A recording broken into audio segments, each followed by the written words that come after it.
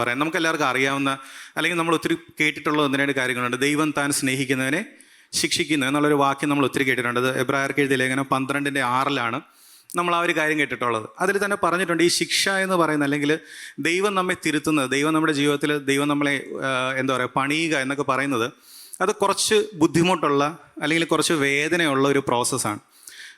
ഞാൻ സാധാരണഗതിയിൽ പറയുന്ന ഒരു ഉദാഹരണമാണ്. ബൈബിളിൽ 2 തരം പണികളെക്കുറിച്ച്, അല്ലെങ്കിൽ 2 രീതിയിൽ നമ്മെ കർത്താവ് പണിയുന്നതായിട്ട് പറഞ്ഞിട്ടുണ്ട്. ഒന്ന്, ഒരു കളിമണ്ണ്, നാം കുശവൻ്റെ കയ്യിൽ കളിമണ്ണ് ഇരിക്കുന്ന പോലെ നാം ദൈവത്തിൻ്റെ കരങ്ങളിലായിരിക്കുന്നുവെന്ന് ഒരു ഉദാഹരണം പറഞ്ഞിട്ടുണ്ട്. മറ്റൊന്ന് പറഞ്ഞത് സ്വർണ്ണത്തെക്കുറിച്ചാണ് പറഞ്ഞത്. നമ്മളൊരു പൊന്ന് ഊതി കഴിക്കുന്ന പോലെ, അല്ലെങ്കിൽ സ്വർണ്ണത്തെ ശുദ്ധി ചെയ്യുന്ന പോലെയാണ് കർത്താവ് നമ്മെ ശുദ്ധീകരിക്കുന്നതെന്ന് പറഞ്ഞിട്ടുണ്ട്. ഈ 2 ഉദാഹരണം പറയുമ്പോൾ ഞാൻ സാധാരണ പറയാറുണ്ട്, കളിമണ്ണിൻ്റെ പ്രോസസ്സ് എങ്ങനെയാണെന്ന് നിങ്ങൾക്ക് അറിയാമല്ലോ. എങ്ങനെയാണ് കളിമണ്ണ് എന്ന് പറഞ്ഞാൽ ഒരിടത്ത് കിടക്കും, അതിനെ എടുത്തുകൊണ്ട് വന്ന് ആദ്യം അതിനെ ഇടിച്ച് കുഴച്ച് അതിനൊന്ന് പരുവപ്പെടുത്തി അതിനെ അടുത്തെന്ത് ചെയ്യും, ഒരു ചക്രത്തിൽ കൊണ്ടുവയ്ക്കും. പിന്നെ ചക്രത്തിയിട്ട് കറക്കുമ്പോഴത്തേക്ക് ഒരു കൈ വന്ന് അതിനെ മോൾഡ് ചെയ്ത് ശരിയാക്കും. അതിൽ ആവശ്യമില്ലാത്ത എവിടെയെങ്കിലും തള്ളിയൊക്കെ നിൽക്കുന്നുണ്ടെങ്കിൽ അതൊക്കെ ചെത്തിക്കളഞ്ഞ് അതിനെ ഒരു പാത്രമായിട്ട് മാറ്റും. ആ പാത്രമായിട്ട് മാറിക്കഴിയുമ്പോൾ തീരുന്നില്ല, പിന്നെയാണ് എടുത്ത് എന്ത് ചെയ്യുന്നത്, ഒരു കനലിൽ, ഒരു തീക്കകത്തോട്ട് കൊണ്ട് വെച്ച് അവിടെ ഇട്ട് ചുട്ടെടുക്കും. ഇങ്ങനെയാണ് നമ്മൾ ഉപയോഗിക്കുന്ന ഒരു പാത്രം ഉണ്ടാകുന്നത്. പക്ഷേ സ്വർണത്തിൻ്റെ കാര്യം അങ്ങനെയല്ല. സ്വർണത്തിന് ഇടിച്ച് കുഴക്കലും പരിപാടികളൊന്നുമില്ല, ആരും ഇട്ട് കറക്കത്തുമില്ല. നേരെ എടുത്ത് തീക്കകത്ത ഫുൾ ടൈം സ്വർണ്ണം ഇരിക്കുന്ന എവിടെയാണ്, തീക്കകത്താണ് ഇരിക്കുന്നത്. അതിൻ്റെ ഫുൾ പ്രോസസ്സ് നടക്കുന്ന തീക്കകത്ത് തന്നെയാണ്. പല സമയത്തും നമ്മുടെ ജീവിതങ്ങളിൽ ഈ ഒരു വ്യത്യാസം കാണും. ദൈവം നമ്മെ എന്തിനാണോ വിളിച്ചിരിക്കുന്നത്, അല്ലെങ്കിൽ ദൈവം നമ്മുടെ ജീവിതത്തിൽ എന്താണോ ഉദ്ദേശിച്ചിരിക്കുന്നത്, അതനുസരിച്ച് നമ്മുടെ ജീവിതത്തിൽ നമ്മൾ കടന്നു വന്ന സാഹചര്യങ്ങളിൽ വ്യത്യസ്തമായ ഓരോ അനുഭവങ്ങൾ കാണും. എനിക്കൊരിക്കലും നോക്കിയിട്ട് മറ്റൊരാൾ നോക്കിയിട്ട് പറയാൻ പറ്റത്തില്ല, ആ സഹോദരൻ അല്ലെങ്കിൽ ആ സഹോദരിക്ക് എൻ്റെ അത്രയും കഷ്ടപ്പാടില്ല എന്ന് പറയാൻ പറ്റത്തില്ല. കാരണം ദൈവം ഓരോരുത്തരെയും വിളിച്ചിരിക്കുന്ന വിളി വ്യത്യസ്തമാണ്. ആ വിളിക്കനുസരിച്ചാണ് ഓരോരുത്തരെയും ദൈവം ശുദ്ധീകരിക്കുന്നതും ദൈവം ഓരോരുത്തരെ പണിയുന്നത്. 2 വ്യക്തികളുടെ ഉദാഹരണങ്ങൾ ബൈബിളിൽ നമുക്കൊന്ന് നോക്കിയിട്ട് ഈ ഒരു കാര്യത്തെ ബേസ് ചെയ്ത് നമുക്ക് 2 വ്യക്തികളുടെ കാര്യം നോക്കാം. ഒന്നാമത്തെ ആൾ നമുക്ക് എല്ലാവർക്കും അറിയുന്ന ഒരാളാണ് ഹാഗർ. ഹാഗറിൻ്റെ ജീവിതത്തിൽ അദ്ദേഹത്തിന് ഒരിക്കലും എക്സ്പെക്റ്റ് ചെയ്യാത്ത, ഒരു യോഗ്യതയും ഇല്ലാത്ത ഒരു വാഗ്ദത്തത്തിന് താൻ അവകാശിയായി തീർന്നു. വാഗ്ദത്തം ലഭിച്ചത് അബ്രഹാമിനായിരുന്നു, സാറായ്ക്കായിരുന്നു. അവരായിരുന്നു ദൈവവിളി കേട്ട് ഇറങ്ങിയത്, എല്ലാം ചെയ്ത് അവരാണ്. പക്ഷേ ഇതിലൊന്നും ബന്ധപ്പെടാത്ത ഒരാളായിരുന്നു ഹാഗർ. ഒരു ദാസി, മിസ്രൈമ്യ ദാസിയായിരുന്നു ഹാഗർ. ഹാഗർ വളരെ യാദൃച്ഛികമായിട്ട് ഒരു സാറയുടെ ഒരു തെറ്റായ ഒരു എടുത്തുചാട്ടം കൊണ്ട് വേണമെന്ന് പറയാം, ആ വാഗ്ദത്തത്തിൽ ചെറിയൊരു അവകാശം ആർക്ക് കിട്ടി, ഹാഗറിന് കിട്ടി. ഒരു യോഗ്യതയും ഇല്ലാത്ത ഹാഗറിന് ഒരു അവകാശം കിട്ടി. അബ്രഹാമിൻ്റെ സന്തതി ഹാഗറിൽ ജനിച്ചു. ആ ജനിക്കുന്ന സമയത്ത് ഹാഗർ അത്രയും ദിവസം ദാസിയായിട്ട് ആ വീട്ടിലിരിക്കുകയാണ്. അപ്പം അത്രയും നാൾ ദൈവമായിട്ട് വേറെ ബന്ധമുള്ളതായിട്ട് ഒന്നും ബൈബിളിൽ പറഞ്ഞിട്ടില്ല. ദാസി തന്നെയാണ്, അവിടെ ഇരിക്കുകയാണ്. ഒരു സുപ്രഭാതത്തിൽ താൻ ഗർഭിണിയാണെന്ന് അറിഞ്ഞപ്പോഴത്തേക്ക് ഹാഗറിനൊരു ചിന്ത വന്നു, ഞാൻ ഈ വീട്ടിൽ ഇപ്പോൾ ഒരു ദാസിയാണ്, പക്ഷേ ദാസിയായിട്ട് ഇരിക്കുന്നുണ്ടെന്നുണ്ടെങ്കിലും ഈ കാണുന്ന സ്വത്തിൻ്റെ ഒക്കെ അവകാശിയാണ് എൻ്റെ കുഞ്ഞ്, അല്ലേ? അപ്പം എൻ്റെ യജമാനത്തിക്കാണെങ്കിൽ കുഞ്ഞുമില്ല. അപ്പം ഞാനും എൻ്റെ യജമാനത്തെയും തമ്മിൽ എന്താ വ്യത്യാസം? ഞങ്ങൾ തമ്മിലിപ്പം വലിയ വ്യത്യാസമൊന്നുമില്ല. എൻ്റെ യജമാനൻ്റെ കുഞ്ഞ് എൻ്റെ വയറ്റിലുള്ളതല്ല, അപ്പം ഞങ്ങൾ തമ്മിൽ ഒരുപോലെ തന്നെയാണ് എന്നൊരു ചിന്ത വന്നു. ഈ ചിന്ത വന്നത് ആർക്കിഷ്ടപ്പെട്ടില്ല? സാറയ്ക്ക് അത്രയ്ക്ക് ഇഷ്ടപ്പെട്ടില്ല. കാരണം സ്വന്തം പൊസിഷനാണല്ലോ പോകുന്നത്. അപ്പോൾ സാറയ്ക്ക് അത്രയ്ക്ക് ഇഷ്ടപ്പെട്ടില്ല. ഇവർ തമ്മിൽ ചെറിയൊരു പ്രശ്നമായപ്പോഴത്തേക്ക് ആ സമയത്ത് ഹാഗറിന് കുറച്ച് ഈഗോ വർക്കൗട്ട് ചെയ്തു. ഹാഗർ പറഞ്ഞ്, നിൻ്റെ ഒന്നും കൂടെ നിൽക്കേണ്ട ആവശ്യമില്ല, ഈ സ്വത്തിൻ്റെ അവകാശി എൻ്റെ കൂടെ ഉണ്ടെന്ന് പറഞ്ഞിട്ട് അദ്ദേഹം വീട് വിട്ടങ്ങ് ഇറങ്ങിപ്പോയി ഇങ്ങനെ നടന്ന് പോകുമ്പോഴത്തേക്ക് അതിൽ എനിക്ക് തോന്നുന്നു ഉൽപ്പത്തി പുസ്തകം 16 ഉള്ളത് 7-9 വാക്യങ്ങളൊന്നും എടുക്കുകയാണെങ്കിൽ, ഉൽപ്പത്തി പുസ്തകം 16 7-9 വാക്യങ്ങൾ എടുക്കുകയാണെന്നുണ്ടെങ്കിൽ, പിന്നെ യഹോവയുടെ ദൂതൻ മരുഭൂമിയിൽ ഒരു നീരുറവിൻ്റെ അരികെ, ശൂര്യന് പോകുന്ന വഴിയിലെ നീരുറവിൻ്റെ അരികെ വെച്ച് തന്നെ അവളെ കണ്ടു. സാറായുടെ ദാസിയായ ഹാഗറേ, നീ എവിടെ നിന്ന് വരുന്നു, എങ്ങോട്ട് പോകുന്നു എന്ന് ചോദിച്ചു. അതിന് അവൾ, ഞാൻ എൻ്റെ യജമാനത്തി സാറായിയെ വിട്ട് ഓടിപ്പോകുകയാകുന്നു എന്ന് പറഞ്ഞു. ഈ വാക്യത്തിൽ ആ 8ാമത്തെ വാക്യം ഒന്ന് എടുക്കുകയാണെന്നുണ്ടെങ്കിൽ ആദ്യത്തെ ഭാഗം നോക്കണേ, ആ വിളി ഒന്ന് ശ്രദ്ധിച്ചോണം. സാറായിയുടെ ദാസിയായ ഹാഗറ എന്നാണ് ദൈവദൂതൻ വിളിക്കുന്നത്. അപ്പം ഇതിനടുത്ത വാക്യത്തിലോട്ട് വരുമ്പോഴത്തേക്ക് പിന്നെ ദൈവദൂതൻ പറയുന്നുണ്ട്, തിരിച്ച് നീ എന്ത് ചെയ്യണം, തിരിച്ചുപോയി നിന്നെ ആക്കിയെടുത്ത് നീ അവിടെ അടങ്ങിയിരിക്കണം എന്ന് പറഞ്ഞ് ഹാഗറിനെ തിരിച്ചയക്കുവാണ്. അങ്ങനെ തിരിച്ചയക്കുമ്പോഴത്തേക്ക് നിങ്ങളൊന്ന് ആലോചിച്ച് നോക്കിയേ, സാറ ഹാഗറിനോട് കഠിനമായി പ്രവർത്തിച്ചു അല്ലെങ്കിൽ പെരുമാറി എന്ന് ബൈബിളിൽ വ്യക്തമായിട്ട് പറയുന്നുണ്ട്. ഒരു വീട്ടിൽ താമസിക്കുന്ന 2 പേര്, ഒരാൾ മറ്റേ ആളെ നിരന്തരമായിട്ട് ഉപദ്രവിക്കുന്നു, അല്ലെങ്കിൽ കുത്തുവാക്കുകൾ പറയുന്നു, കഠിനമായിട്ട് അല്ലെങ്കിൽ ജോലി ചെയ്യിപ്പിക്കുന്നു. ആ ഒരു സാഹചര്യത്തിൽ നിന്ന് ഹാഗറിനെ സംബന്ധിച്ചിടത്തോളം ഹാഗറിൻ്റെ ഈഗോ ഒക്കെ വർക്കൗട്ടായെന്ന് നമ്മൾ പറഞ്ഞാലും ഹാഗറിൻ്റെ ഭാഗത്തൊരു ന്യായമുണ്ട്. എന്നെ ഒരാൾ മനഃപൂർവ്വമായിട്ട് എൻ്റെ വീട്ടിൽ ഉപദ്രവിക്കുന്നുണ്ട്, എന്നോടൊരാൾ ഒരു ദേഷ്യമുള്ളിൽ വെച്ച് എൻ്റെ വീട്ടിൽ ഒരാൾ എന്നോട് പെരുമാറുന്നുണ്ട്. അതുകൊണ്ട് ഹാഗർ ഇറങ്ങിയത്. ആ സമയത്ത് നിങ്ങളോടൊരാൾ വന്ന് പറയുകയാണ് എൻ്റെ വീട്ടിൽ ഇങ്ങനെയാണ്, എൻ്റെ അടുത്ത് ഒരാൾ എന്നെ അബ്യൂസ് ചെയ്യുന്നുണ്ട്, അല്ലെങ്കിൽ എൻ്റെ അടുത്ത് എൻ്റെ അമ്മായിയമ്മ എൻ്റെ അടുത്ത് ഭയങ്കര മോശം, എൻ്റെ നാത്തൂൻ ഇങ്ങനെയാണ്, എന്തെങ്കിലും ഒരു നിങ്ങളുടെ അടുത്ത് പറഞ്ഞാൽ സാധാരണഗതിയിൽ നമ്മൾ എന്താ പറയുക? ഒരു സൊല്യൂഷൻ പറയും, നിങ്ങൾ മാറി താമസിക്കാൻ നോക്കുക, നിങ്ങൾ എന്തെങ്കിലും ചെയ്യും, ഇങ്ങനെ ഒരു സൊല്യൂഷൻ പറയും. ദൈവത്തിൻ്റെ ദൂതൻ പറഞ്ഞ എന്താ? നീ തിരിച്ചു പോയിട്ട് അവിടെ തന്നെ താമസിക്കുക. അവിടെ തന്നെ താമസിക്കുമ്പോൾ എന്തെങ്കിലും സംഭവിക്കും, എന്തെങ്കിലും മാറ്റം ഉണ്ടാവോ? ദൈവം പറഞ്ഞോ സാറായിനെ ഞാൻ മാനസാന്തരത്തിലേക്ക് നടത്താമെന്ന് പറഞ്ഞോ? ഒന്നും പറഞ്ഞിട്ടില്ല. നീ അവിടെ പോയിട്ട് അതിൻ്റെ ഇടയിൽ നീ എന്ത് ചെയ്യണം? താമസിക്കണം. ദൈവം പറഞ്ഞു വിട്ടു. അതിനുശേഷം കുഞ്ഞ് ജനിച്ചു. പിന്നെയും കുറച്ച് വർഷങ്ങൾ കഴിഞ്ഞപ്പോഴത്തേക്ക് സാറയ്ക്ക് പിന്നെയും സാറയ്ക്കൊരു കുഞ്ഞ് ജനിച്ചു. സാറയ്ക്ക് കുഞ്ഞ് ജനിച്ചപ്പോൾ തോന്നി ഈ ദാസിയുടെ മകൻ ആരാണ്? ഒരു പരിഹാസിയാണ്. അപ്പോൾ അവനും എൻ്റെ കുഞ്ഞും കൂടെ നേരെ വളർന്നാൽ ശരിയാവത്തില്ല. അപ്പോൾ ഇതും കൊണ്ട് വീണ്ടും അബ്രഹാമിൻ്റെ അടുത്ത് പോയി. നേരത്തെ ഒരു ഇഷ്യൂ വന്നപ്പോഴും അബ്രഹാമിൻ്റെ അടുത്താണ് പോയത്. അപ്പോൾ അബ്രഹാം പറഞ്ഞു, നീയായി നിൻ്റെ ദാസിയായി നിങ്ങളുടെ ഇഷ്ടം പോലെ ചെയ്തോന്ന് പറഞ്ഞു. അത് എല്ലാ ഭർത്താക്കന്മാരും അങ്ങനെയാണ് പറയുന്നത്. നീയായി നിങ്ങളായി എന്താണെന്ന് വെച്ചാൽ എന്നെ ഇതിനകത്തുനിന്ന് വിട്ടേരെന്ന് പറഞ്ഞു. അപ്പം അതുകൊണ്ടാണ് പുരുഷന്മാർ അബ്രഹാമിൻ്റെ സന്തതികളാണെന്ന് പറയുന്നത്. അപ്പോൾ അതിനുശേഷം തിരിച്ച് വീണ്ടും അബ്രഹാമിൻ്റെ അടുത്ത് വീണ്ടും സാറ വന്നിട്ട് പറയുവാണ്, അതെ ഇവനെ ശരിയാവില്ല, ഇവൻ നമ്മുടെ വീട്ടിൽ നിന്ന് നമ്മുടെ വീട്ടിനും നമ്മുടെ മോനും ചീത്ത പേരെ ശരിയാവത്തില്ല, ഇവനെ പറഞ്ഞു വിടണമെന്ന് പറഞ്ഞു.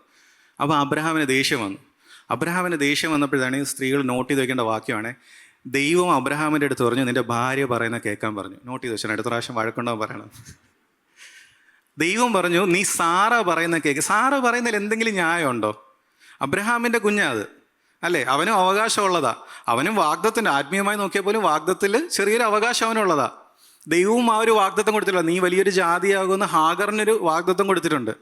അപ്പം സാറ പറയാണ് ഇവനെ വീട്ടിൽ നിന്ന് ഇറക്കി വിട്ടാൽ ഇവൻ പരിഹാസിയാണ്, ഇവൻ നമുക്ക് ശരിയാവത്തില്ല എന്ന് പറയുമ്പോൾ ദൈവം എന്ന് പറയാം, അബ്രഹാമിൻ്റെ അടുത്ത് പറയാം, നീ നിൻ്റെ ഭാര്യ പറയുന്നത് തൽക്കാലം കേക്ക് എന്ന് പറയും. അബ്രഹാം സാറ പറഞ്ഞത് കേട്ടു, ഇറക്കി വിട്ടിട്ട് വീണ്ടും പോയി ഒരു മരുഭൂമിയിൽ ഹാഗർ ഉഴന്നു നടക്കുന്നൊരു സമയമുണ്ട്. ഹാഗർ ഉഴന്നു നടക്കുന്ന സമയത്ത് ദൈവത്തിൻ്റെ ദൂതൻ അവിടെ വീണ്ടും വരുന്നുണ്ട്. 21-ാം അധ്യായം, ഉൽപ്പത്തി പുസ്തകം 21-ാം അധ്യായം എടുക്കുകയാണെങ്കിൽ അതിൻ്റെ 17-ാമത്തെ വാക്യം എന്ന് വായിക്കാമോ? 21-17. ദൈവം ബാലന്റെ നിലവിളി കേട്ടു. ദൈവത്തിന്റെ ദൂതൻ ആകാശത്ത് നിന്ന് ഹാഗറിനെ വിളിച്ചു, അവളോട്, ഹാഗറേ നിനക്ക് എന്ത്? ഈ പ്രാവശ്യം വിളിച്ച വിളിയിലൊരു പ്രത്യേകത ഉണ്ട്. എന്താണെന്നുണ്ടോ? എങ്ങനെ വിളിച്ചേ? ഹാഗറെ. ആദ്യം എങ്ങനെ വിളിച്ചത്? സാറായിയുടെ ദാസിയായ ഹാഗറെ. ഈ 2 സമയം തമ്മിലുള്ള വ്യത്യാസം എന്തായിരുന്നു അറിയാമോ? ഹാഗറിനെ ദൈവം ഒരുക്കിക്കൊണ്ടിരിക്കുമായിരുന്നു. ദൈവം ഹാഗറിനെ ആക്കി വെച്ചൊരു സ്ഥലമുണ്ട്. അവിടെ നിന്ന് തൻ്റെ സാക്ഷ്യം തെളിയിച്ചതിന് ശേഷം മാത്രമേ ഹാഗറിന് പുറത്തു വരുവാൻ അവകാശമുള്ളൂ. ഒരു വാഗ്ദത്തത്തിൽ ഞാൻ ബന്ധിക്കപ്പെട്ടു, അല്ലെങ്കിൽ ദൈവം എനിക്കൊരു വാഗ്ദത്തം തന്നു എന്ന് പറയുമ്പോൾ ആ വാഗ്ദത്തത്തിന് യോഗ്യമാകുവണ്ണം ഞാൻ ജീവിക്കണമെന്ന് ദൈവം ആഗ്രഹിക്കുന്നുണ്ട്. ഹാഗർ അറിഞ്ഞോ അറിയാതെയോ അബ്രഹാമിൻ്റെ വാഗ്ദത്തത്തിന് അവകാശിയായി എന്ന് പറയുമ്പോൾ ദൈവം എക്സ്പെക്റ്റ് ചെയ്യുന്ന കുറച്ച് ക്വാളിറ്റീസ് ഉണ്ട്. ഒന്ന്, അബ്രഹാം ദൈവത്തോട് എങ്ങനെ വിശ്വസ്തനായിരുന്നോ ഹാഗറെ നീ സാറായോട് അതുപോലെ വിശ്വസ്തത കാണിക്കണം. അതുകൊണ്ട് ദൈവം ഇറങ്ങി വന്ന ആ കഷ്ടപ്പാടിൻ്റെ ഇടയിൽ ഇറങ്ങി വന്ന ഹാഗറിനെ നോക്കി ദൈവം പറഞ്ഞത് സാറായിയുടെ ദാസിയായ ഹാഗറെ. രണ്ടാമത്, അബ്രഹാം ഇറക്കി വിട്ടു, ഇനി അവിടെ ഒന്നുമില്ല, കാരണം യജമാനൻ തന്നെയാണ് ഇറക്കി വിട്ടത്, ഇനി നിനക്കൊന്നുമില്ല, ഇറങ്ങിപ്പോകുമെന്ന് പറഞ്ഞപ്പോഴത്തേക്ക് ദൈവം പറഞ്ഞു ഇനി നീ ദാസിയല്ല ഹാഗറെ എന്ന് പറഞ്ഞ് ഡയറക്റ്റായിട്ട് ദൈവം സംസാരിക്കുക. നിങ്ങൾക്ക് മനസ്സിലാവുന്നുണ്ടോ? നമ്മളെ ദൈവം ഒരിടത്ത് ആക്കി വെച്ചിരിക്കുമ്പോൾ ദൈവം ഒരു ഡെസിഗ്നേഷൻ തന്നിട്ടുണ്ട്. ദൈവം ചിലപ്പോൾ നിങ്ങളെ വിളിക്കുന്നത് പാറോട്ടോണത്ത് താമസിക്കുന്ന ഇന്നാളെന്നായിരിക്കും, അല്ലെങ്കിൽ ഇന്ന ഓഫീസിൽ വർക്ക് ചെയ്യുന്ന ഇന്നാളെന്നായിരിക്കും, അല്ലെങ്കിൽ ഹൗസ് ഓഫ് പ്രയറിലുള്ള ഇന്നാളെന്നായിരിക്കും. കാരണം ദൈവം ആക്കി വെച്ചൊരു സ്ഥലമുണ്ട്. ആ സ്ഥലത്ത് ദൈവം നമ്മെക്കുറിച്ച് ആഗ്രഹിക്കുന്ന കുറച്ച് കാര്യങ്ങളുണ്ട്. നിങ്ങൾക്ക് മനസ്സിലാവുന്നുണ്ടോ? ദൈവം നമ്മെക്കുറിച്ച് ഓരോ സാഹചര്യത്തിലും ഓരോ അവസ്ഥയിലും ദൈവം നമ്മെ ആക്കി വയ്ക്കുമ്പോൾ അവിടെ ദൈവത്തിന് നാം അവിടെ കുറച്ച് കാര്യങ്ങൾ ചെയ്യണമെന്ന് ദൈവം ആഗ്രഹിക്കുന്നുണ്ട്. അതിനോടൊപ്പം തന്നെ നാം അവിടെ നിന്ന് ചില കാര്യങ്ങൾ പഠിക്കണമെന്നും എൻ്റെ സ്വഭാവത്തിലും എൻ്റെ ജീവിതത്തിലും കുറച്ച് രൂപാന്തരം ദൈവത്തിന് കൊണ്ടുവരണമെന്നും ദൈവത്തിനൊരു ആഗ്രഹമുണ്ട്. ആ വേല അല്ലെങ്കിൽ ആ ഒരു കാര്യം നിവൃത്തിയാകുന്നത് വരെ ദൈവം ഞാൻ അവിടെ തന്നെ ആയിരിക്കണമെന്നാണ് ആഗ്രഹിക്കുന്നത്. അതുകൊണ്ടാണ് ആ കഷ്ടതയുടെ നടുവിലോട്ട് ഹാഗറിനെ ദൈവം പതുക്കെ തള്ളിയങ്ങ് വിട്ടത്. നീ അവിടെ പോയി നിൽക്കണം. കാരണം നിൻ്റെ മേല് ഒരു വാഗ്ദത്തം ഇപ്പോൾ വന്ന് വീണിട്ടുണ്ട്, ഒരു വിളിയുണ്ട്, ദൈവം തന്നൊരു പ്രോമിസ് ഉണ്ട്. ആ പ്രോമിസ് അബ്രഹാമിന് കിട്ടാൻ കാരണം അവൻ വിശ്വസ്തനായിരുന്നു എന്നുള്ളതാണ്. അപ്പം നീ ആ വാഗ്ദത്തിൻ്റെ കൂടെ വരുമ്പോഴത്തേക്ക് നിൻ്റെ ജീവിതത്തിൽ ആ വിശ്വസ്തത വേണം. മനസ്സിലായോ? ഇത് നമ്മുടെ ജീവിതത്തിൽ എങ്ങനെയാണ് വരുന്നത് എന്നുള്ളതിന് ഒരു ഉദാഹരണം ഞാൻ പറഞ്ഞുതരാം. അതിലോട്ട് വരുന്നതിന് മുമ്പ് ഒരു കാര്യം കൂടെ ഞാൻ പറയാം. ഒരാളുടെ ജീവിതം കൂടെ എടുക്കാം. ഇത് ഞാൻ വളരെ എനിക്കൊന്ന് കുറച്ച് വർഷങ്ങൾക്ക് മുമ്പ് ഞാൻ ഡീറ്റെയിൽ ആയിട്ട് പറഞ്ഞിട്ടുണ്ട്. അത് പെട്ടെന്ന് ഓടിച്ച് പറയാം. കോരഹ് പുത്രന്മാരുടെ കാര്യം. ബൈബിളിൽ കോരഹ് പുത്രന്മാർ എന്ന് പറഞ്ഞൊരു കുറച്ച് ഗ്രൂപ്പ് ഓഫ് ആൾക്കാരുണ്ട്. അവരെപ്പോഴും കാണും, നമ്മൾ കൂടുതലും വായിച്ചിട്ടുണ്ടാവുക സങ്കീർത്തനങ്ങളുടെ തലക്കെട്ടിലാണ് കോരഹ് പുത്രന്മാരുടെ സങ്കീർത്തനം എന്ന് പറഞ്ഞത്. അപ്പം ഞാൻ ഈ ഒരു ഭാഗം ഞാൻ പെട്ടെന്ന് ശ്രദ്ധിച്ച് എങ്ങനെയാണെന്ന് വെച്ചാൽ കുറച്ച് വർഷങ്ങൾക്ക് മുമ്പ് 84 സങ്കീർത്തനം ഞാനിങ്ങനെ വായിച്ചുകൊണ്ടിരുന്നപ്പോൾ അത് 2 വാക്യം വായിച്ചപ്പോൾ എനിക്ക് ചെറിയൊരു പ്രത്യേകത തോന്നി ആ വാക്യത്തിന്. 84 നമുക്കറിയാവുന്ന വാക്യം 84 സങ്കീർത്തനത്തിൻ്റെ 2ാമത്തെ വാക്യം ഒന്ന് വായിക്കാമോ? 84:2. എൻ്റെ ഉള്ളം യഹോവയുടെ പ്രാകാരങ്ങളെ വാഞ്ചിച്ചു മോഹിച്ചു പോകുന്നു. എൻ്റെ ഹൃദയവും എൻ്റെ മാംസവും ജീവനുള്ള ദൈവത്തെ നോക്കി ഘോഷിക്കുന്നു. ഈ വാക്യം ഒന്ന് ശ്രദ്ധിച്ചാണ്. ഈ 10ാമത്തെ വാക്യം കൂടെ ഒന്ന് വായിക്കാമോ? നിന്റെ പ്രാകാരങ്ങളിൽ കഴിക്കുന്ന ഒരു ദിവസം വേറെ 1000 ദിവസത്തേക്കാൾ ഉത്തമമല്ലോ. ദുഷ്ടന്മാരുടെ കൂടാരങ്ങളിൽ പാർക്കുന്നതിനേക്കാൾ എൻ്റെ ദൈവത്തിൻ്റെ ആലയത്തിൽ വാതിൽ കാവൽക്കാരനായിരിക്കുന്നത് എനിക്ക് ഏറെ ഇഷ്ടം. ഈ 2 വാക്യത്തിൽ നിങ്ങൾക്ക് എന്തെങ്കിലും ഒരു പ്രത്യേകത തോന്നുന്നുണ്ടോ? 2 വാക്യങ്ങളിൽ ഒരു വാക്ക് 2ഇടത്തും വരുന്നുണ്ട്. എന്താണെന്നറിയോ? പ്രാകാരം. പ്രാകാരം എവിടാണുള്ളത്?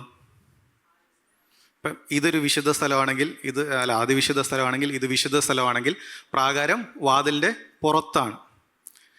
നിങ്ങൾ ആലയത്തിലേക്ക് വരണം. അല്ലെങ്കിൽ ഇപ്പോൾ ഇതിൽ പറയാം, നിൻ്റെ പ്രാകാരങ്ങളിൽ കഴിയുന്ന ദുഷ്ടന്മാരുടെ കൂടാരങ്ങളിൽ പാർക്കുന്നതിനേക്കാൾ എൻ്റെ ദൈവത്തിൻ്റെ ആലയത്തിൽ വാതിൽ കാവൽക്കാരനായിരിക്കും എന്നൊക്കെ പറയുമ്പോൾ നിങ്ങളിപ്പോൾ പറയണം, നിങ്ങളൊരു ആലയത്തിലേക്ക് കടന്നു വരണം അല്ലെങ്കിൽ ചർച്ചിലോട്ട് വരുന്നത് എനിക്ക് ഭയങ്കര ഇഷ്ടമെന്ന് പറയുമ്പോൾ നിങ്ങൾ ചർച്ചിലോട്ട് വരണമെന്ന് ആഗ്രഹിക്കുന്നത് കുന്നിൽ മാർക്കറ്റ് ഉള്ളതുകൊണ്ടാണോ?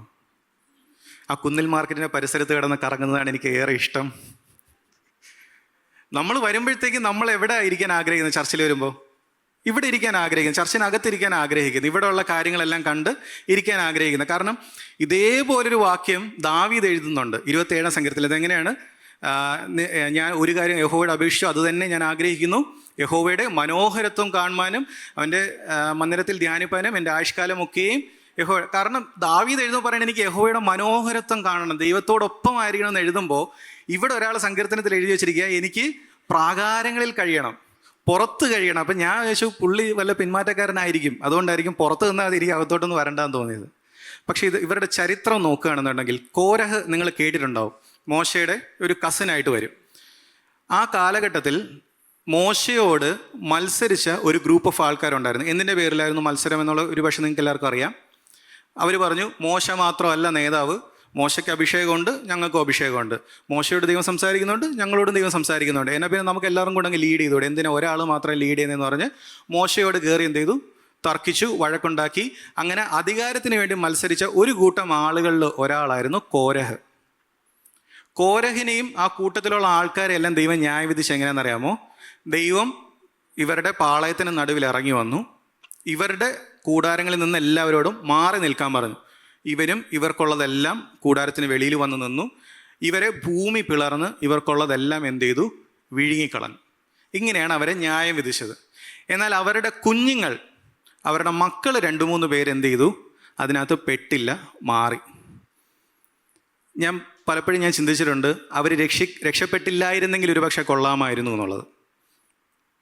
കാരണം എന്താണെന്നറിയാമോ? ആ ഒരു ഇസ്രായേലിൻ്റെ പാളയത്തിന് നടുക്ക് അവർ താമസിക്കുമ്പോൾ ആരവരെ കണ്ടാലും പറയാൻ പോകുന്നത്, അവരെ പല കാലങ്ങളിൽ പിന്നെയും ബൈബിളിലും അറിയപ്പെട്ടത് കോരഹിൻ്റെ പുത്രന്മാരെന്നാണ്. കെഹാത്തിരെന്നും ചിലടത്ത് പറയുന്നുണ്ട് കോരഹിൻ്റെ പുത്രന്മാർ. കോരഹിൻ്റെ പുത്രന്മാർ എന്തുകൊണ്ടാണ് കോരഹിൻ്റെ പുത്രന്മാർ? ഇപ്പം യേശുവിനെ ചിലർ പറയുന്നു മറിയയുടെ മകനാണെന്ന് പറഞ്ഞ പോലെ, കോരഹിൻ്റെ പുത്രൻ എന്ന് പറഞ്ഞാൽ അതൊരു പദവിയല്ല. ദൈവം ശിക്ഷിച്ചവനെ, അവൻ്റെ കുടുംബത്തെ മുഴുവൻ ഭൂമി പിളർന്ന് വിഴുങ്ങിക്കളഞ്ഞ ഒരുത്തൻ്റെ മക്കളാണിത്. ആ അപമാനവും വഹിച്ചുകൊണ്ടാണ് ആ കുഞ്ഞുങ്ങൾ ആ പാളയത്തിൽ വളർന്നു വരുന്നത്. പക്ഷെ ഒരു കാര്യമുണ്ട്, ആ വേദനയുടെയും ആ അപമാനത്തിൻ്റെയും നടുക്ക് അവർ ദൈവത്തെ കുറ്റം പറയുമോ അല്ലെങ്കിൽ ഇസ്രായേലിനെ വിട്ടിട്ട് ഞാൻ വേറെ എങ്ങടെയെങ്കിലും പോയിട്ട് ഞാൻ സമാധാനമായിട്ട് ജീവിക്കാമെന്നോ അല്ല അവർ ചിന്തിച്ചത്. അവിടെ നിന്ന് ദൈവം അത് ചെയ്തെങ്കിൽ ഇത് ജീവനുള്ള ദൈവമാണ്, ഞാൻ എൻ്റെ അപ്പൻ തെറ്റിപ്പോയി കാണും, പക്ഷേ ഞാൻ ദൈവസന്നിധിയിൽ വിശ്വസ്തയോടുകൂടെ നിൽക്കണമെന്ന് പറഞ്ഞ് അവർ ദൈവസന്നിധിയിൽ വിശ്വസ്തയോടുകൂടെ നിന്നു. ആ ഒരു തലമുറ പിന്നീട് നിങ്ങൾ എടുക്കണേ, കോരഹുപുത്രന്മാരുടെ തലമുറ എടുക്കണേ, അവരെവിടെയൊക്കെ കാണാമെന്നറിയാമോ? സങ്കീർത്തനം എഴുതുമ്പോൾ ദാവീദിൻ്റെ വാതിൽ കാവൽക്കാരായിട്ട് ഒരു ഗ്രൂപ്പ് ഓഫ് ആൾക്കാരുണ്ട് ആ തലമുറയിൽ. ദാവീദിൻ്റെ സംഗീത ഗ്രൂപ്പിൽ അവരുണ്ട്. ഏറ്റവും ഇമ്പോർട്ടൻ്റ് ആയിട്ട് ആ ഒരു തലമുറയിൽ നിന്നാണ് ദൈവം ശമൂവേൽ പ്രവാചകനെ എഴുന്നേൽപ്പിക്കുന്നത്. ശമൂവേൽ പ്രവാചകൻ്റെ ഏറ്റവും വലിയ പ്രത്യേകത എന്തായിരുന്നു അറിയാമോ? എന്തായിരുന്നു ശമൂവേലിനെ ദൈവം ആ കാലഘട്ടത്തിൽ എഴുന്നേൽപ്പിക്കാൻ കാരണം? എന്താണ്? ദൈവഭയമില്ലാത്ത ഒരു കൂട്ടം ആൾക്കാർ ദൈവാലയത്തിൻ്റെ കാര്യങ്ങൾ നോക്കിക്കൊണ്ടിരുന്നപ്പോഴാണ് ശമൂവേലിനെ ദൈവം എഴുന്നേൽപ്പിക്കുന്നത്. ദൈവത്തെ ഭയക്കുന്ന ഒരു തലമുറയിൽ നിന്ന്, ദൈവത്തെ ഭയക്കാതെ ദൈവമാക്കി വെച്ച മനുഷ്യരോട് എതിർത്ത് പോരടിച്ച് ശിക്ഷ വാങ്ങിച്ച ഒരു മനുഷ്യൻ്റെ തലമുറയിൽ നിന്ന് ദൈവഭയമുള്ളൊരു മനുഷ്യനെ ദൈവം എഴുന്നേൽപ്പിച്ചു. ആ കാലഘട്ടത്തിൽ ഇപ്പോൾ ഒരു മനുഷ്യനെന്ന നിലയ്ക്ക് എനിക്ക് വായിക്കുമ്പോൾ തോന്നിയിട്ടുണ്ടാവും, ആ കുഞ്ഞുങ്ങൾ ജനിക്കാതിരുന്നെങ്കിൽ അല്ലെങ്കിൽ അവർ ഈ അപമാനമൊന്നും സഹിക്കാതിരുന്നെങ്കിൽ എന്ന് എനിക്ക് തോന്നുമായിരിക്കാം. പക്ഷെ ദൈവത്തിനൊരു ഉദ്ദേശമുണ്ട്. ഈ നിന്ദിക്കുന്ന ഇസ്രായേലിനെ ഒരു ദിവസം നടത്തേണ്ടുന്ന ഒരു പ്രവാചകനുണ്ട്. ആ പ്രവാചകന് വേണ്ടിയുള്ള ഒരുക്കമാണത്. പണ്ടൊരു ദേവദാസൻ പറഞ്ഞൊരു ഉദാഹരണം, അത് ഞാൻ എൻ്റെ വീട്ടിൽ കണ്ടിട്ടുണ്ട്. എൻ്റെ വീട്ടിൽ ഉദാഹരണം പറയാം. അമ്മയ്ക്ക് കുറച്ച് കൃഷിയൊക്കെ ഉണ്ട് വീട്ടിൽ. അപ്പം സാധാരണ ഈ പച്ചക്കറി കടകളിലൊക്കെ പോകുമ്പോഴത്തേക്ക് എല്ലാവരും പയറും സാധനങ്ങളൊക്കെ നോക്കും. അമ്മയ്ക്ക് ഈ വാലൻ പയർ എന്ന് പറഞ്ഞൊരു സംഭവമുണ്ട്, നിങ്ങൾ കണ്ടിട്ടുണ്ടായിരിക്കും. നീളമുള്ള പയർ, അത് വേറെ എന്തെങ്കിലുമാണ് ഇവിടുത്തെ പേര് എനിക്കറിയില്ല. വാലൻ പയർ എന്ന് പറയുന്നത് നീണ്ടു കിടക്കുന്നത്. അപ്പം പച്ചക്കറി വാങ്ങിക്കാൻ പോകുമ്പോൾ അമ്മ ഇങ്ങനെ നല്ല നീളമുള്ള ഏതെങ്കിലും പയർ ഒരു കെട്ടിൽ കണ്ടു കഴിഞ്ഞാൽ അതങ്ങ് എടുക്കും. അപ്പം ഞാൻ ചിന്തിക്കാറുണ്ട്, ഈ പയറിനൊരു അതിൻ്റെ ഒരു കർത്തവ്യം അല്ലെങ്കിൽ അതിൻ്റെ ഒരു ഉദ്ദേശം എന്താണ്? അതിനെ ആരെങ്കിലും വാങ്ങിച്ചുകൊണ്ട് വന്നു നല്ല ഉപ്പും മുളകൊക്കെ ഇട്ട് നന്നായിട്ട് വേവിച്ച് രുചികരമായിട്ട് അതിനെ ആർക്കെങ്കിലും സെർവ് ചെയ്യുന്നതാണ്. പക്ഷേ ഈ ഒരു പയറൊരു കെട്ടിങ്ങനെ വാങ്ങിക്കുമ്പോൾ അതിൽ നല്ല നീളമുള്ളൊരു പയറുണ്ടെന്നുണ്ടെങ്കിൽ എൻ്റെ അമ്മ പതുക്കെ അതെടുത്ത് മാറ്റി വയ്ക്കും, അതിനെ കറി വയ്ക്കത്തില്ല. അപ്പം ഞാൻ ആലോചിക്കും, എല്ലാവരും അപ്പോൾ വിചാരിക്കും, എല്ലാവരുടെയും കൂടെ ഞാനും ഇനി കറിയായി ഒരു നല്ല രുചികരമായ ഒരു പയർ കൂട്ടാനായി അല്ലെങ്കിൽ തോരനായി ഞാൻ മാറുമെന്ന് വിചാരിച്ചിരുന്ന ആ പയറിനെ അമ്മ എടുത്ത് മാറ്റി വയ്ക്കും. അമ്മയുടെ ഉദ്ദേശം എന്ന് വെച്ചാൽ അതിനെ ഉണക്കി അതിനകത്തുനിന്ന് ഒരു വിത്ത് എടുക്കുകയാണെന്നുണ്ടെങ്കിൽ അല്ലെങ്കിൽ 2 വിത്ത് കിട്ടിയാൽ ഇതുപോലെ നീളമുള്ള പയർ കായ്ക്കുന്ന കുറച്ച് ചെടികളൊക്കെ അവിടെ വെച്ച് പിടിപ്പിക്കുക എന്നുള്ളതാണ് അമ്മയുടെ ഉദ്ദേശം. ഒരുപക്ഷെ ഞാനിത് പറയുമ്പോൾ മാതാപിതാക്കളോട് ഞാൻ പ്രത്യേകം പറയാം, ഒരുപക്ഷെ നിങ്ങൾക്കൊരു ശുശ്രൂഷ കാണത്തില്ലായിരിക്കും, അല്ലെങ്കിൽ നിങ്ങൾ വിചാരിച്ച പോലെ നിങ്ങളുടെ ജീവിതത്തിൽ നിങ്ങൾ പല കാര്യങ്ങളും ചെയ്തിട്ടുണ്ടാവത്തില്ലായിരിക്കാം. പക്ഷേ ദൈവം നിങ്ങളെ കൊണ്ട് ഉദ്ദേശിക്കുന്നത് നിങ്ങളുടെ ഉള്ളിലുള്ള വിത്ത് അല്ലെങ്കിൽ ദൈവം നിങ്ങളെ ഏൽപ്പിച്ചിരിക്കുന്ന വ്യക്തികളുണ്ടല്ലോ, അതിൽ നിന്ന് അനേകരെ പുറത്തു കൊണ്ടുവരാനുള്ളൊരു ശുശ്രൂഷയായിരിക്കാം ദൈവം നിങ്ങളെ ഏൽപ്പിച്ചിരിക്കുന്നത്. ആ പയർ കെട്ടിൽ നിന്ന് ഒരെണ്ണത്തിനെടുത്ത് മാറ്റി വെച്ച് ഉണങ്ങിയിരിക്കുമ്പോൾ ആ പയർ ചിന്തിക്കുന്നതാണ്, ഞാൻ ഈ ഉണങ്ങി ഇവിടെ ഇരിക്കുന്ന എന്തിനാ? ഞാൻ ഇങ്ങനെയല്ലല്ലോ ഇരിക്കേണ്ടത്. എൻ്റെ ഉള്ളിൽ എനിക്ക് രുചികരമായ ഒരു തോരനാവേണ്ടതല്ലേ ഞാനെന്ന് ആ പയർ ചിന്തിക്കുന്നുണ്ടാവും. പക്ഷേ ആ എടുത്തു വെച്ച ആൾക്കൊരു ഉദ്ദേശമുണ്ട്, നീ ഒരു ചെറിയൊരു പയർ തോരൻ്റെ ഭാഗമായി തീരേണ്ടതല്ല, നിന്നിൽ നിന്ന് അനേകം ജീവൻ പുറത്തു വരേണ്ടതുണ്ട്. വളരെ നല്ലൊരു ഉദാഹരണം നിങ്ങൾ കേട്ടിട്ടുണ്ടാകും. സൂസന്ന വെസ്ലി എന്ന് പറഞ്ഞൊരു സഹോദരിയൊക്കെ കേട്ടിട്ടാണ്, ജോൺ വെസ്ലി, അദ്ദേഹത്തിൻ്റെ മാതാവ്. അവരുടെ ജീവിതത്തിൽ അവരധികം ശുശ്രൂഷകളൊന്നും ലോകം അറിയപ്പെടുന്ന ഒരു ശുശ്രൂഷയും ചെയ്തിട്ടില്ല. അവരുടെ വീട്ടിനകത്തിരുന്ന് അവരുടെ ഭർത്താവിൻ്റെയും അവരുടെ കുഞ്ഞുങ്ങളുടെയും അവരുടെ കുഞ്ഞുങ്ങളെ വളർത്തുന്ന ഈ ശുശ്രൂഷ മാത്രമേ ചെയ്തിട്ടുള്ളൂ. പക്ഷേ അവരെ പിന്നീട് ലോകം അറിഞ്ഞത് അവരുടെ മക്കൾ പുറത്തു പോയിട്ട് അവരാത്മീയമായി ഒരുപാട് മുന്നേറി ഒരുപാട് ലോകത്തിന് പല ഭാഗങ്ങളിൽ എത്തിയപ്പോഴത്തേക്ക് ഇതെവിടെ നിന്നും തുടങ്ങിയെന്ന് ആൾക്കാർ നോക്കിയപ്പോഴാണ് സൂസന്ന വെസ്ലി എന്ന് പറഞ്ഞാൽ ആരും അറിയപ്പെടാത്തൊരു സ്ത്രീ അവിടെ ഉണ്ടായിരുന്നു എന്ന് പറഞ്ഞത്. ഒരുപക്ഷെ ദൈവം നിങ്ങളെ ആക്കി വെച്ചിരിക്കുമ്പോൾ ഇന്ന് നിങ്ങളെ പലരും അറിയുന്നില്ലായിരിക്കാം, നിങ്ങളെ ലോകം അറിയുന്നില്ലായിരിക്കാം, അറിയണ്ട. പക്ഷേ ദൈവം നിങ്ങളുടെ കയ്യിൽ തന്നിരിക്കുന്ന കുറച്ച് കാര്യങ്ങളുണ്ട്. നിങ്ങൾ ഒരിടത്ത് ഉണങ്ങി ഇരിക്കുകയല്ല. നിങ്ങൾ അങ്ങനെ ആരെങ്കിലും ചിന്തിക്കുന്നുണ്ടെങ്കിൽ ഇന്ന് മനസ്സിലാക്കണം, ആരും ഉണങ്ങി അല്ല ഇരിക്കുന്നത്. നിങ്ങൾ ഉണങ്ങുന്നുണ്ടെങ്കിൽ നിങ്ങളുടെ അകത്ത് ദൈവം ജീവൻ പുതുക്കിക്കൊണ്ടിരിക്കുക. ദൈവം നിങ്ങളുടെ ഉള്ളിലൊരു ജീവൻ തന്നിട്ടുണ്ട്. അനേകരെ നേടുവാൻ, അനേക ജീവനുകളെ പുറപ്പെടുവിക്കാനുള്ള ഒരു വിത്ത് നിങ്ങളുടെ ഉള്ളിൽ ദൈവം തന്നിട്ടുണ്ട്. ഈ 2 ഉദാഹരണങ്ങൾ ഞാൻ പറയട്ടെ. ഈ 2 പേർക്ക് ലഭിച്ച വാഗ്ദത്തങ്ങൾ അല്ലെങ്കിൽ ദൈവം ഉദ്ദേശിച്ച കാര്യങ്ങൾ ടെമ്പററി ആയിരുന്നു. ഇഷ്മായേലിന് അല്ലെങ്കിൽ ഹാഗറിന് കൊടുത്തത് ഒരു ദൈവത്തിൻ്റെ എന്താ പറയുക ദൈവിക ജനമായിട്ടൊന്നുമല്ല അവർ വന്നത്. അവർക്ക് ഒരു വാഗ്ദത്തിൻ്റെ ഒരു ഭാഗമായി വന്നു. അവർ അവരുടേതായ രീതിയിൽ ജീവിച്ചു പോയി. അത് കുറച്ച് കാലഘട്ടങ്ങൾ അല്ലെങ്കിൽ ആ ഒരു രീതിയിൽ അവരെ നടത്താൻ വേണ്ടിയുള്ള ഒരു വാഗ്ദത്തമായിരുന്നു ഹാഗറിനുണ്ടായിരുന്നത്. ശമൂവേൽ പ്രവാചകൻ്റെ കാര്യമാണെന്നുണ്ടെങ്കിലും കുറച്ച് തലമുറകളിലേക്കുള്ളൊരു വാഗ്ദത്തമായിരുന്നു അല്ലെങ്കിൽ ഉദ്ദേശമായിരുന്നു ദൈവത്തിന് അതുണ്ടായിരുന്നത്. പുതിയ നിയമസഭയിലേക്ക് വരുമ്പോൾ ഇത് നമുക്ക് എങ്ങനെയാണ് ബാധകമാകുന്നത്? എന്താണ് നമ്മളിതിൽ നിന്ന് പഠിക്കേണ്ടത്? ഇത്രയും ചെറിയ കുറച്ച് വാഗ്ദത്തങ്ങൾ ലഭിച്ച 2 വ്യക്തികൾ എന്ന് ഞാൻ പറയും. ചെറുതെന്ന് പറയുമ്പോൾ തീരെ ചെറുതെന്നുള്ള അർത്ഥത്തിൽ അല്ലെങ്കിൽ കുറച്ച് കാണുന്നതല്ല, എങ്കിലും കമ്പാരിറ്റീവ്ലി ഞാൻ ഈ പറയാൻ പോകുന്ന കാര്യത്തെ വെച്ച് നോക്കുമ്പോൾ കമ്പാരിറ്റീവ്ലി ചെറിയ വാഗ്ദത്തങ്ങളാണ് ഈ 2 വ്യക്തികൾക്കോ അല്ലെങ്കിൽ 2 കുടുംബങ്ങൾക്കോ ഒക്കെ കിട്ടിയിട്ടുള്ളത്. പുതിയ നിയമസഭയാവുന്ന നമുക്ക് എന്താണ് ലഭിച്ചിട്ടുള്ളത്? ഏറ്റവും വലിയൊരു വാഗ്ദത്തം 1 തെസ്സലോനിക്കർ 4:16-17 നമുക്ക് എല്ലാവർക്കും അറിയാം. കർത്താവ് താൻ ഗംഭീരനാഥത്തോടും പ്രധാന ദൂതൻ്റെ ശബ്ദത്തോടും ദൈവത്തിൻ്റെ കാഹളത്തോടും കൂടെ സ്വർഗത്തിൽ നിന്ന് ഇറങ്ങി വരികയും ക്രിസ്തുവിൽ മരിച്ചവർ മുമ്പേ ഉയർത്തെഴുന്നേൽക്കുകയും ചെയ്യും. അടുത്ത വാക്യം, പിന്നെ ജീവനോടെ ശേഷിക്കുന്ന നാം അവരോട് ഒരുമിച്ച് ആകാശത്തിൽ കർത്താവിനെ എതിരേൽപ്പാൻ മേഘങ്ങളിൽ എടുക്കപ്പെടും. ഇങ്ങനെ നാം എപ്പോഴും കർത്താവിനോട് കൂടെ ആയിരിക്കും. പുതിയ നിയമസഭയുടെ ഏറ്റവും വലിയ വാഗ്ദത്തം ഇതാണ്. ആർക്കൊരു സന്തോഷമില്ല. ഞാൻ വിചാരിച്ചു നിന്നെ വാലല്ല തലയാക്കും അല്ലെങ്കിൽ നിന്നെ ലോകരാജ്യങ്ങളിൽ കൊണ്ടുപോകും. അല്ല, പുതിയ നിയമസഭയുടെ ഏറ്റവും വലിയ വാഗ്ദത്തം ഇതാ. ഒരു 2 തലമുറയോ 3 തലമുറയോ 7 തലമുറയോ 10 തലമുറയോ നീണ്ടു നിൽക്കുന്നൊരു വാഗ്ദത്തമല്ല. നിത്യതയോളം കർത്താവിനോട് കൂടെ, നിത്യതയോളം നീണ്ടു നിൽക്കുന്ന ഒരു ബന്ധത്തിലേക്ക് കർത്താവിനോടുകൂടെ ആയിരിക്കുന്ന അല്ലെങ്കിൽ ആയിരിക്കാനുള്ളൊരു വിളിയാണ് ഇവിടെ ഇരിക്കുന്ന എല്ലാവർക്കും കിട്ടിയിട്ടുള്ളത്. ഹാഗറിനെ വിളിച്ചപ്പോൾ ഹാഗറിൽ നിന്ന് ദൈവം എത്രത്തോളം വിശ്വസ്തത എക്സ്പെക്റ്റ് ചെയ്തു, അല്ലെങ്കിൽ ശമൂവേലിനെ കൊണ്ടുവരുവാൻ ആ ഒരു തലമുറയിലുള്ള ആ ഒരു കോരഹപുത്രന്മാർ എത്രത്തോളം കഷ്ടതകളിലൂടെ കടന്നു പോകേണ്ടി വന്നു. അങ്ങനെയാണെങ്കിൽ ഇനി ആദ്യത്തെ വാക്യം ഞാൻ ഒന്നും കൂടെ ഓർമ്മിപ്പിക്കട്ടെ. ദൈവം താൻ സ്നേഹിക്കുന്നവനെ ശിക്ഷിക്കുന്നു എന്ന് പറയുമ്പോഴത്തേക്ക് അത് വളരെ ചെറുതാണ്. നമ്മളിന്ന് നമ്മുടെ ജീവിതത്തിലൂടെ കടന്നു പോകുന്ന സാഹചര്യം എന്ത് തന്നെ ആയിക്കോട്ടെ, നിങ്ങൾക്ക് എത്രത്തോളം ബുദ്ധിമുട്ടുള്ളതായിക്കോട്ടെ, എത്രത്തോളം വേദനയുള്ളതായിക്കോട്ടെ, പക്ഷെ ഞാൻ ഒരു കാര്യം പറയാം, നിങ്ങൾക്ക് ദൈവം തന്നിരിക്കുന്ന വാഗ്ദത്തം, ദൈവം നിങ്ങളെക്കുറിച്ച് ഉദ്ദേശിച്ചിരിക്കുന്ന ഒരു കാര്യത്തെ വെച്ച് നോക്കുമ്പോൾ അത് വളരെ വളരെ ചെറുതാണ്.